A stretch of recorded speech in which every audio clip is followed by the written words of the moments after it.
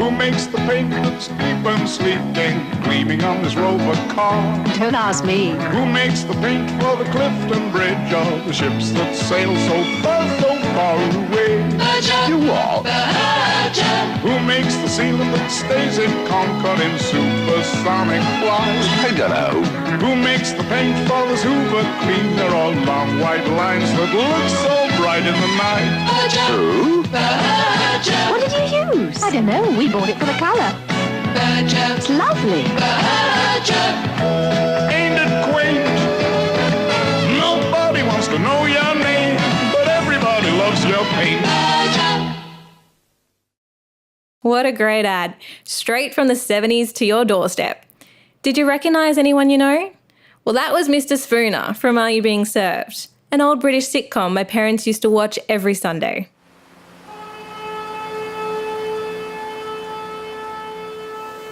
Well, as I said, the Rhodes Peninsula has a fascinating history, particularly from its industrial time.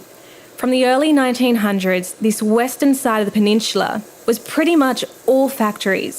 See this picture here? On the right of the railway track are all houses, and on the left, just a really big industrial centre. And it was like this for quite a long time. One of the most well-known of these factories was the old Lewis Berger and Sons paint factory, which used to sit right here where you're standing. That's why we named this park after it, Lewis Berger Park. The factory was massive. In fact, when it was built, it was supposedly the largest timber structure in the Southern Hemisphere. Cool, right? It covered a pretty large area, taking up a lot of where the Rhodes Waterside Shopping Centre is today.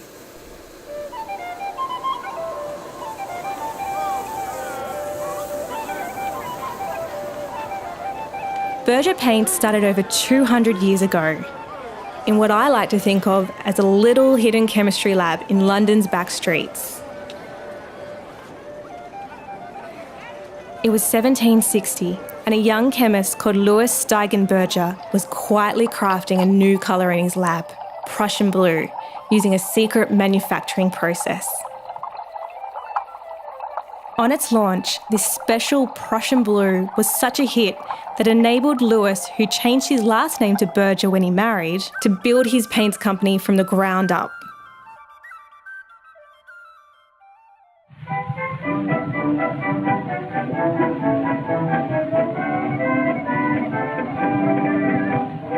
"150 years later, in 1916, the company opened its first factory in Australia, right here in Rhodes.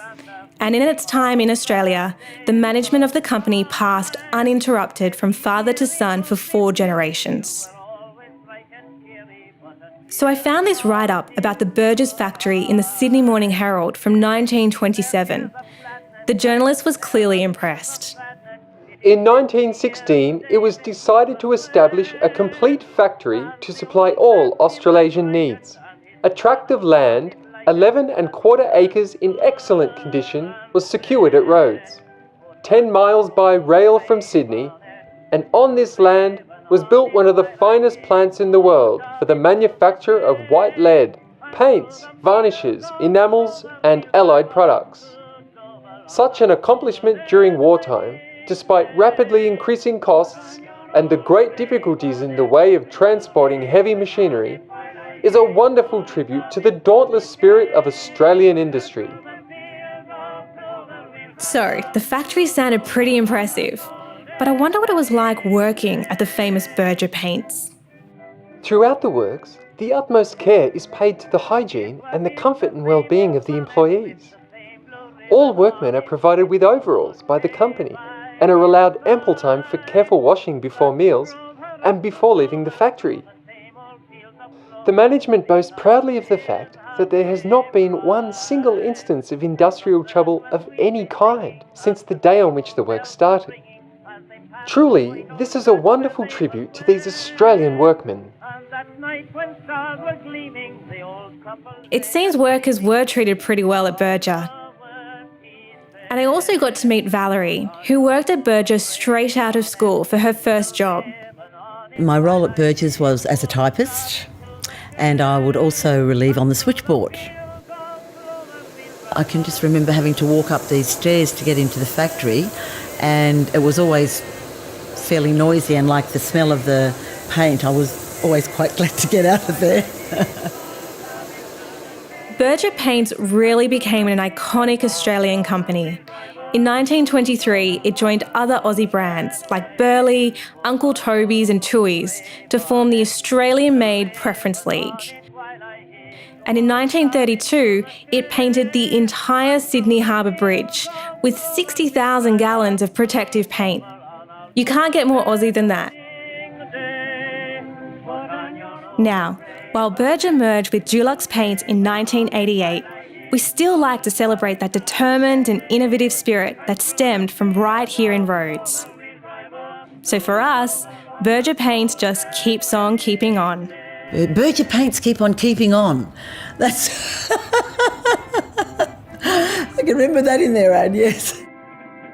All right, time to move on to our next story location. Head down the walking path towards the foreshore and river. Keep a lookout for the cheeky cartwheeling youngster. That's where our next story starts.